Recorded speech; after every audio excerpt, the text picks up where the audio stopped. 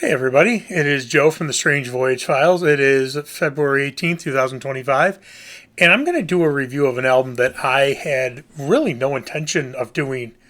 I'm sure at some time I was going to, but definitely not this early, and it is, as you can see from here, The Devil You Know from Heaven and Hell, but let's be honest, it's Black Sabbath. Now, here's the reason I didn't have any intention of doing this.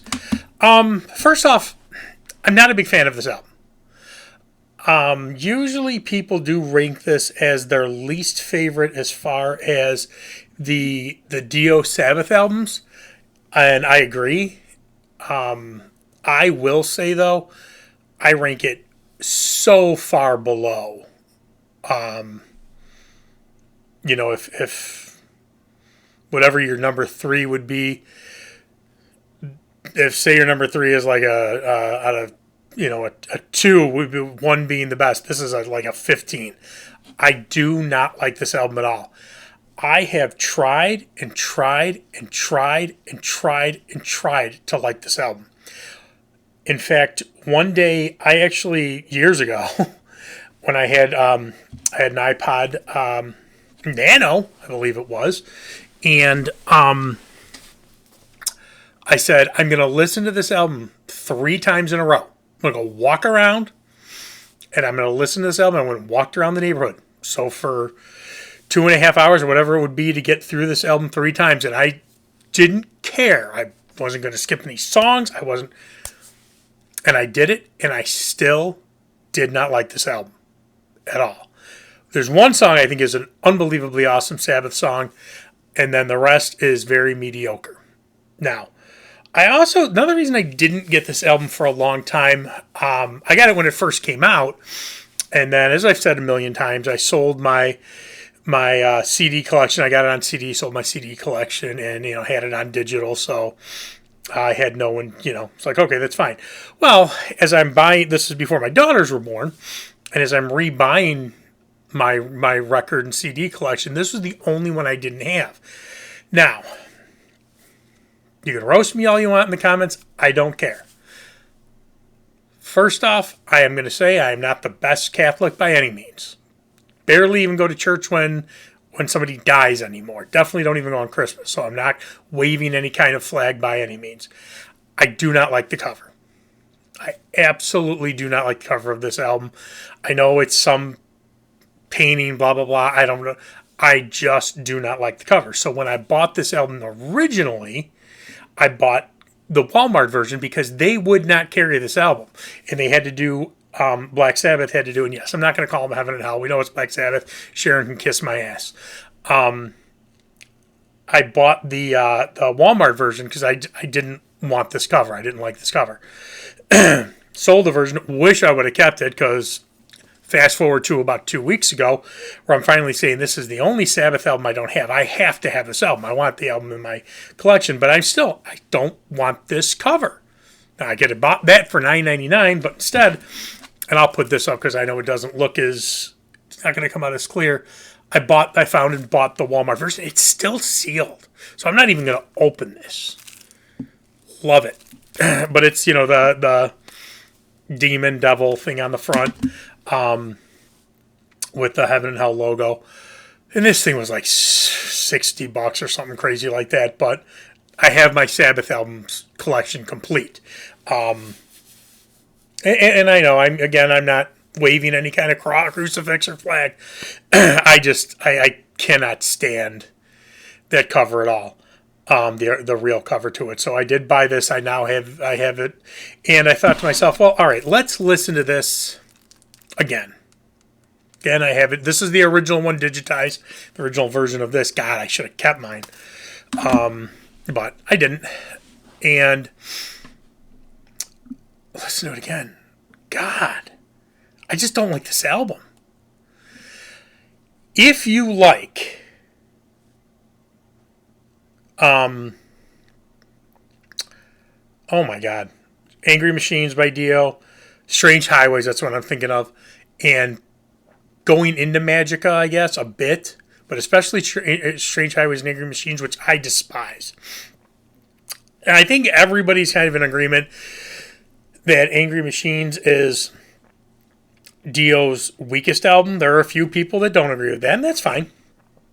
But there are a lot of people that love Strange Highways. I don't. I do not like that album. I don't like Angry Machines, and I don't like Magica. And I know there is a musical term, but there's so much of that like stop and go in the music with that. And it's like those albums to me are Dio trying to be ultra hard.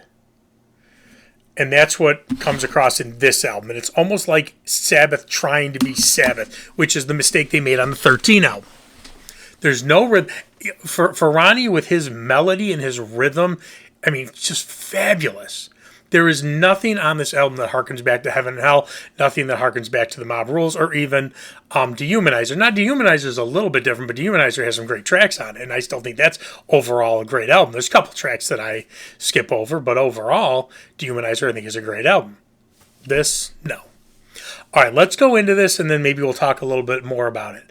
And I will rank this, and I'm going to tell you, it's not going to be a pretty sight. So the first one is Adam and Evil.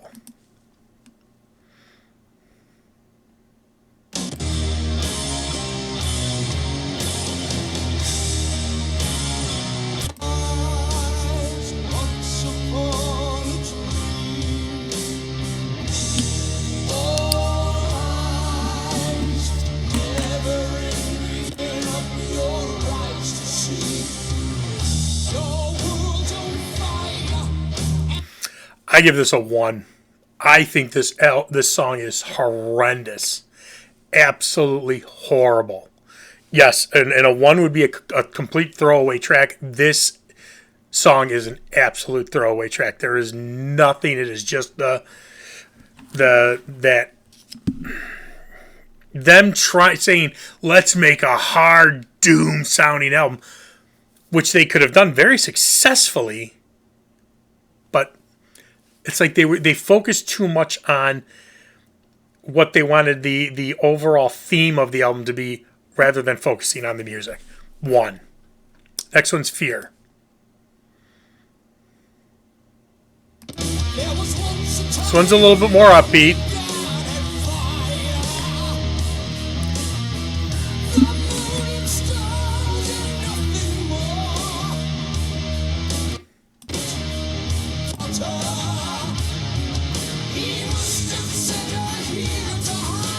Give this one a 3.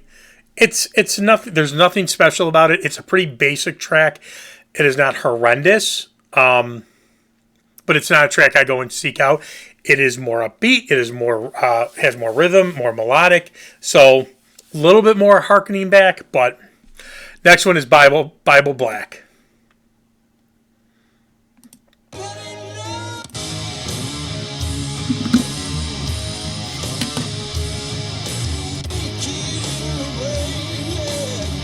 This riff is unbelievable.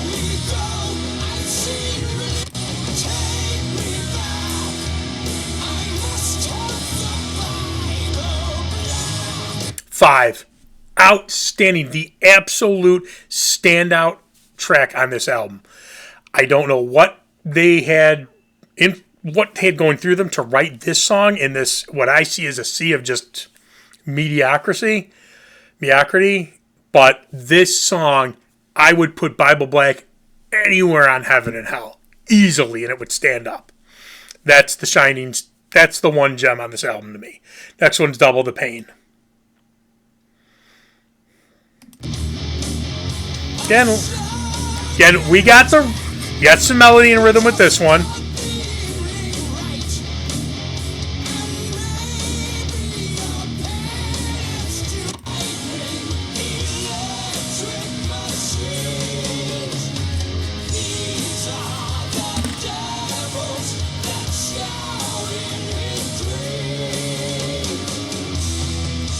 One of the standout tracks, too. Not as good as Bible Black, but it's a 4. This is definitely one of the better tracks. It's got great hooks. It's got Ronnie sounds great. Definitely one of the much better tracks on this album. Next one is Rock and Roll Angel.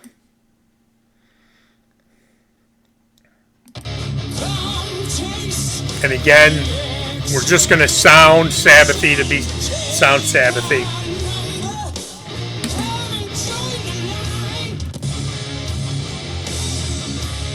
It's a decent riff, but... And you even tell this one's a 2. I mean, it's not as bad as Adam and Evil to me, but it's pretty bad.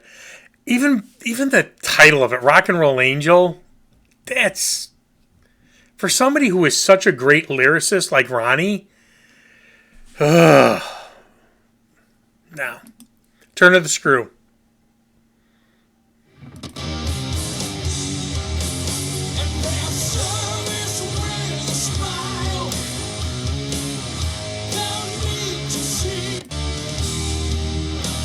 Again. What's even going on there?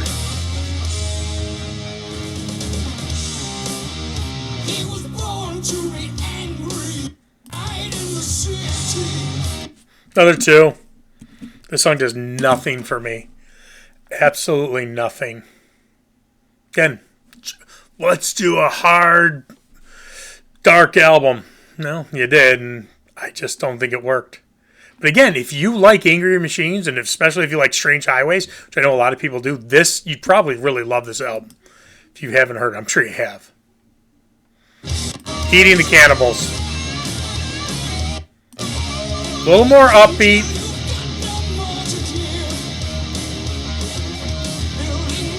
A lot of the song titles I think are stupid, and this is one of them.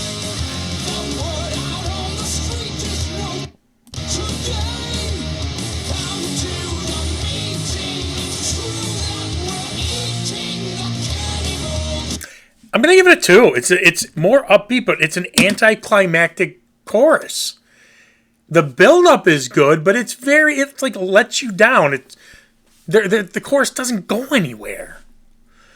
Next one is Follow the Tears. Eating the Cannibals was a 2. I think I did say that, though.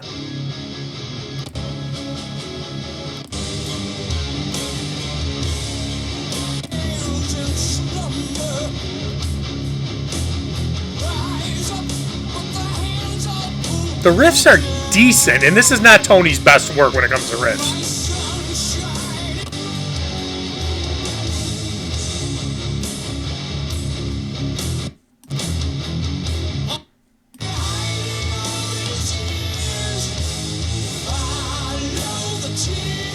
Again, man, 2. This is... Yeah, God. No, you know what? That's a 1. That one is just so predictable and... No. Could have tossed that one in the trash.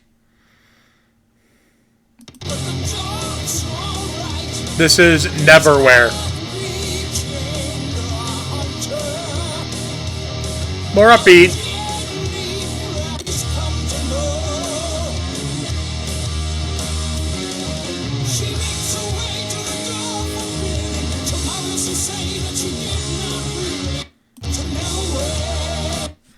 Three.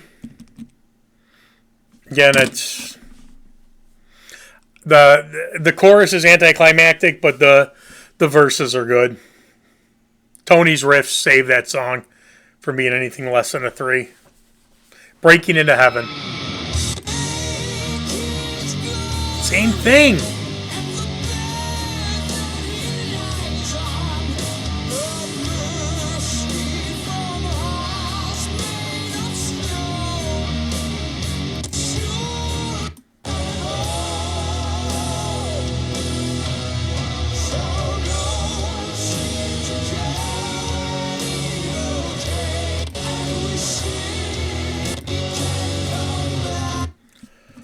Oh, it's a 1. It's a 1. All right, so when I tally it up, it comes out to a 2.4, which is a 2. Pretty dead on for this album. I mean, it's not horrendous. Bible Black saves it. A couple other tracks help it out a little bit, but no, this is... And I do know there's a lot of people that really like this album, and that's fabulous. Guys, trust me.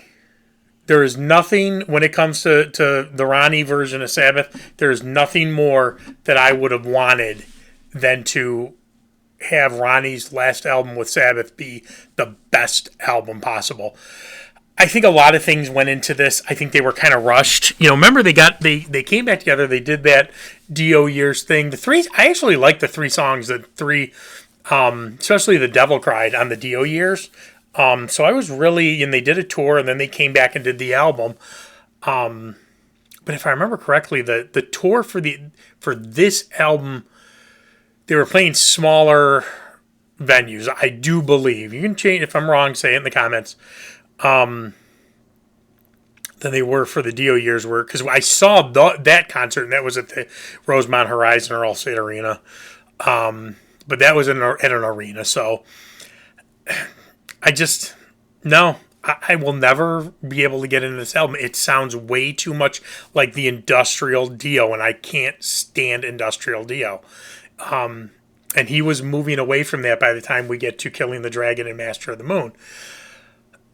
It sounds like Dio had more of a hand in writing these songs than Tony did. Because it sounds like a bad Dio album. So, but all right, that's my 2 cents on the devil, and please remember to like, subscribe, and hit the notification bell. Again, Instagram, which is still in progress. My daughter. She's gonna get it, but it's the Strange Voyage Files, and then on X, it's at Strange Voyage 81. Thanks, guys. See you later.